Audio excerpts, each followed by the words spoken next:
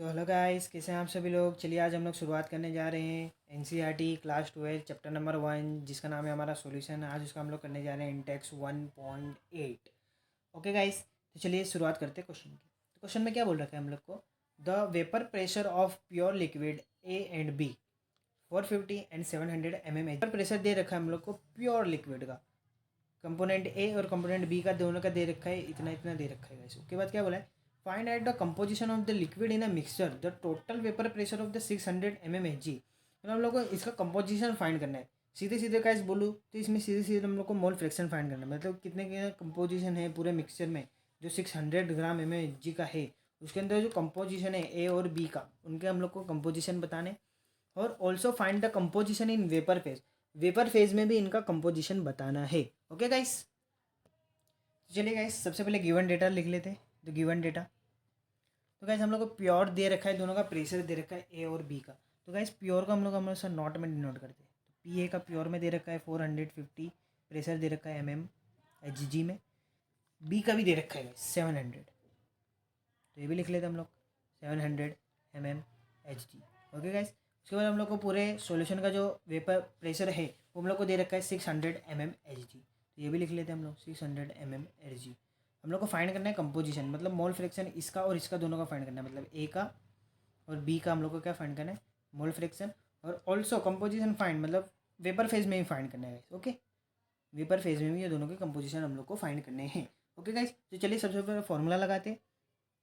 P T is equal to P not A X A plus P not B X B. Okay guys, ये हमारा solution है, ये हमारा formula होता है गाइस। ये फॉर्मूला कहाँ से, ये आपको पता हो अब चल जाएगा, P A plus P B.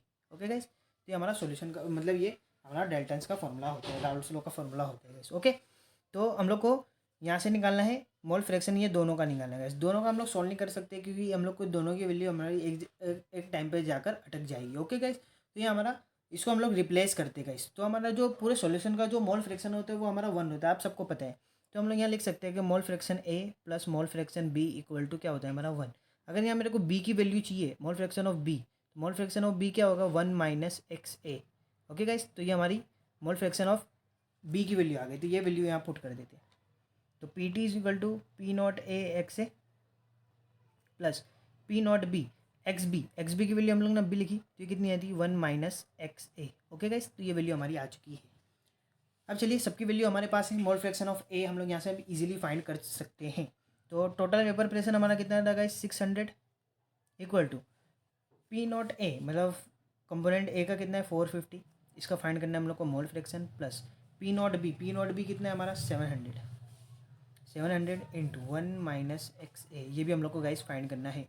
अब चलिए सबसे पहले इसका मल्टीप्लिकेशन करते हैं। तो 600 is equal to 450 X A plus 700, इसके साथ मल्टीप्लाई करेंगे तो 700 देगा, और इसका मल्टीप्लाई करेंगे तो 700 एक्स ए। ओके गाइस, तो गाइस यहाँ से हम लोग सबसे पहले मोल फ्रैक्शन निकाल लेते हैं। जो दोनों यूनिट है, मतलब दोनों ये प्लस है और ये माइनस है, जब ये दोनों को करेंगे तो ये हमारा कितना आ जाएगा, 600 को यहाँ रखते हैं तो ये जब माइनस करेंगे तो हमारा आ जाएगा minus 250 x A. Okay guys, क्योंकि बड़े डिजिट पे हमारा माइनस है तो हमारा यहाँ जो वैल्यू आएगी उस पर भी माइनस होगा। फिर हमारा प्लस, यहाँ हमारा क्या बचा है हमारा 700। ओके गाइस, प्लस 700 हमारा यहाँ पर बचा हुआ है। ओके गाइस, अब ये इधर प्लस में तो इधर जाएगा तो माइनस में, तो 600 minus 700 equal to minus 250 into X A. Okay guys, तो जब इसको माइनस करेंगे तो ये माइनस 100 होगा, क्योंकि बड़ी चीज़ में छोटी चीज़ में माइनस करें, इसके लिए माइनस 250 इक्वल टू एक्स ए। ये माइनस से ये माइनस कैंसिल, अब ये दोनों को सॉल्व कर लेते हैं। 100 इज इक्वल टू 250 एक्स ए, ये हमारा हो गया गाइस। यहाँ से मोल फ्रैक्शन ए निकालना है, तो ये 100 minus 250 equal to X A. Okay guys, जब ये दोनों को हम लोग सॉल्यूशन करेंगे तो ये हमारा आ जाएगा 0.4 एक्स ए। ओके गाइस, अभी हमारा मोल फ्रैक्शन ए मिल गया। अब ये वाले फॉर्मूले की यूज़ करके हम लोग एक्स भी निकाल सकते हैं, है ना गाइस, निकाल सकते हैं। तो चलिए हम लोग अब एक्स बी निकाल लेते हैं गाइस। ओके, तो एक्स बी निकालना है हमें, तो X A plus X B equal to 1, क्योंकि पूरे सॉल्यूशन का मोल फ्रैक्शन जो होता है वो हमारा 1 होता है। एक्स ए हमारा निकल सकता है 0.4, एक्स बी हम लोग को निकालना है इक्वल टू 1।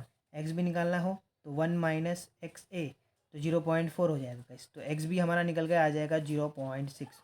ओके गाइस, तो मोल फ्रैक्शन ऑफ बी भी हमारा निकल कर आ चुका है। अब मोल फ्रैक्शन ऑफ मोल फ्रैक्शन निकालना है हम लोग को वेपर फेज के अंदर। तो गाइस हम लोग को यहाँ पी ए और पी बी की वैल्यू भी लिखेंगी। सबसे पहले फॉर्मूला देखते हैं, फॉर्मूला देखेंगे तो हम लोग को ईजिली समझ में आ जाएगा। तो मोल फ्रैक्शन कंपोजिशन ए निकालना है तो हमारा क्या होता है P A upon P T, मतलब जिसका भी निकालना हो उसका। तो हमारे पास पी ए की वैल्यू नहीं है यहाँ, हमारा प्योर में नहीं लेते गाइस, जब उसका सोल्यूशन में जाने के बाद उसका जो वेपर प्रेशर होता है वो लेते हैं।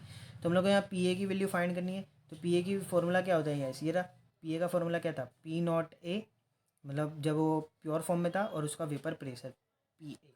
ओके गाइस, तो पी नॉट ए हमारा कितना था 450 प्योर फॉर्म में था जब इतना था। और उसका मोल फ्रैक्शन गाइस हमारा कितना निकल के आया 0.4। तो मोल फ्रैक्शन भी इसका निकल के आएगा 0.4। तो P A is equal to, जब ये दोनों को सॉल्यूशन करेंगे मल्टीप्लिकेशन करेंगे तो ये हमारा निकल कर आ जाएगा 180। ओके गाइस, तो हमारा निकल कर आ चुका है 180, पी ए निकल कर आ चुका है गाइस। ओके, तो पी ए निकल कर आ गया हमारा 180। तो Y A is equal to जो mole fraction of vapour phase composition A का वो कितना था 180 upon P T. P T हमारा पूरे सॉल्यूशन का वेपर प्रेशर हमारा क्या था 600 वैल्यू पुट कर दिए। अब ये दोनों का जब हम लोग सॉल्यूशन करेंगे तो गाइस ये निकल कर आ जाएगा हमारा 0.3। ओके गाइस, तो ये वेपर फेज में निकल के आ गया। हम ये कंपोजिशन था वेपर फेज में, ए का। तो बी का भी कितना होता है गाइस। अब मोल फ्रैक्शन हम लोग निकाल रहे हैं, चाहे वो वेपर फेज में निकालो या लिक्विड फेज में, उसका हमारा मोल फ्रैक्शन हमेशा होता है 1। तो ये भी फॉर्मूला हो जाएगा गाइस, ये भी आज की ट्रिक हो जाएगी हमारी, एक आज की ट्रिक हो जाएगी गाइस हमारी। तो क्या हो जाए Y A plus Y B equal to क्या होता है हमारा 1। क्यों, मोल फ्रैक्शन कोई का भी निकालो गाइस 1 ही होता है पूरे सॉल्यूशन का, लिक्विड में निकालो या सॉल्यूशन में निकालो, कुछ भी हो 1 ही होता है गाइस, ये याद रखें। तो वाई है तो हम लोग को निकालने के 0.3 प्लस वाई बी हम लोग को निकालना है इक्वल टू 1। तो Y B equal to 1 minus 0.3। तो गाइस ये वाई बी हमारा निकल के आ जाएगा कंपोजिशन बी का 0.7। ओके गाइस, तो मोल फ्रैक्शन निकल कर आ चुका है वेपर फेज में भी और लिक्विड फेज में भी, दोनों का। ओके गाइस, तो उम्मीद करता हूँ आज का वीडियो आपको पसंद आया होगा। अगर वीडियो पसंद आया तो वीडियो को लाइक करें, चैनल को सब्सक्राइब करें, अपने फ्रेंड लोगों के साथ शेयर करें। तब तक के लिए बाय बाय।